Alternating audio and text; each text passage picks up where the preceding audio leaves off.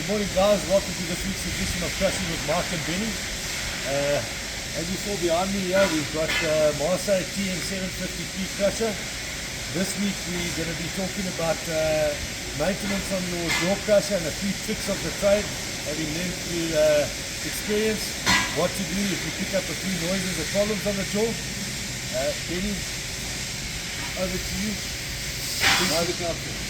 The most important on any crusher is all your bolts. On the whole machine, anywhere there's a loose bolt, it's going to break. So every morning you've got to take your mainframe bolts, swing stock bolts, pitman bolts, flywheel bolts. It just goes around bolts. They've got to be tightened. And then Bennie, let's go around to the assembly. Let's show the guys a little trick.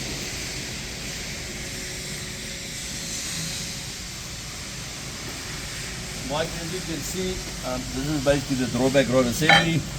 As you can see, it's a brand new crusher. It's already started to shave in there on the rod. And this is a common problem on all the crushers, on everything. All you have to do is get this rod into the center of the machine. No use of cutting bigger holes, making a bit depth. So all you have to do is, once the rod is there, you'll obviously have your spring that fits in here. This one is actually a nicer, because it's got a cap fitting at the back. All you have to do to get this rod straight to the frame is turn the spring a quarter, another quarter, and check it wherever your rod is. And that is the trick behind to get the spring from not shaving onto the main frame of the crusher. Okay, excellent. Well, guys, there you have it. Little tricks of the trade. Thanks for watching this week.